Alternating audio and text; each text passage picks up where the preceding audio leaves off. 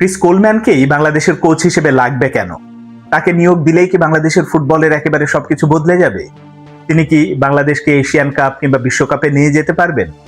এর কোনোটিই হয়তো হবে না। তাহলে আসলে তাকে লাগবে কেন? এটা নিয়ে বিস্তারিত বলতে চাই, আশা করি শুনবেন। শুরুতে বলি, 270 জন বিশ্বের বিভিন্ন প্রান্ত থেকে কোচ হওয়ার জন্য আবেদন করেছিলেন। সেই আবেদন বাছাই করতে করতে এখন সংখ্যাটা এসে নেমেছে 6 জনে।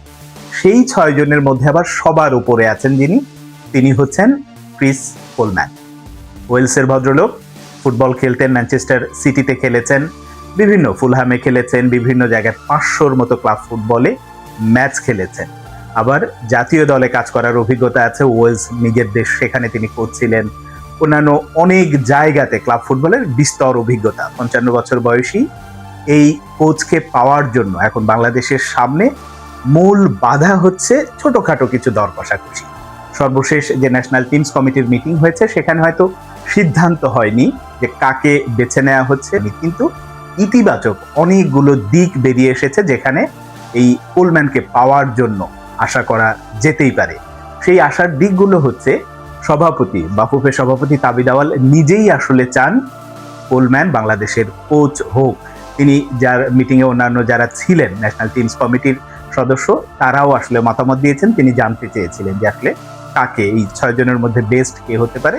তো অবভিয়াসলি তার যে ক্যারিয়ার বলি, স্ট্যাটিস্টিক্স বলি, তিনি যে মাপের কোচ ছিলেন, যে তারকা কোচ ছিলেন, ফলে তার প্রতি এক ধরনের সফট কর্নার বা তার প্রতি ইতিবাচক একটা সিদ্ধান্ত নেবেন সবাই, জানাবেন, মতামত জানাবেন সবাই, এটাই স্বাভাবিক এবং সেটাই হয়েছে। এখন যে ব্যাপারটা, খুঁটিনাটি যে ব্যাপারগুলো বেঁধে আছে, সেটা হচ্ছে যে কোলম্যানকে পাওয়ার জন্য একটা মোটা অঙ্কের টাকা প্রতি মাসে ফুটবল ফেডারেশনকে বেতন বাবদ ব্যয় করতে হবে, এতে তো কোনো সন্দেহ নেই। এবং সেই বেতনটাও আবার আলোচনা সাপেক্ষে কোলম্যান খানিকটা হলেও কমাতে পারে তার যে চাহিদা আছে সেখান থেকে।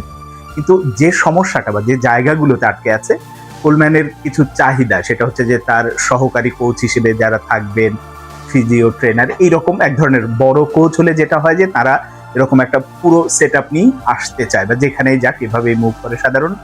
তো তারও এরকম কিছু চাহিদা আছে। ওই জায়গাগুলোতেই তাবিদ আওয়াল আসলে ব্যক্তিগতভাবে কথা বলে যে চাহিদাটা কতটা কমানো যায় বা কিভাবে কি মিনিমাইজ করা যায় বা ব্যবস্থা করা যায়, সেইটা করে যদি ব্যাটে বলে মিলে যায়, তাহলে আসলে কোলম্যানই হতে যাচ্ছেন বাংলাদেশ ফুটবল দলের পরবর্তী কোচ। সেটা হয়তো আগামী 15 তারিখের মধ্যেই চূড়ান্ত একটা সিদ্ধান্ত আসবে। আর যদি তার সাথে শেষ পর্যন্ত আসলে না মেলে, তিনি তার অবস্থানে অনড় থাকেন যে না আমার এটা লাগবে, এটা ছাড়া আমি যাব, তখন হয়তো পরের অপশনগুলো, সেই পরের অপশনে আসলে জার্মানির 2 জন কোচ আছেন, তারা তালিকায় অনেকটা এগিয়ে আছে। যদি আসলে কোলম্যান ব্যর্থ হয়, সেই ক্ষেত্রে, ব্যর্থ বলতে আলোচনা যদি ব্যর্থ হয়, তার সাথে আসলে ব্যাটে বলে না মেলে, সেই ক্ষেত্রে পরের 5 জন যারা আছেন তাদের মধ্যে থেকে হয়তো যে কোনো একজনকে বেছে নেবে ফুটবল ফেডারেশন।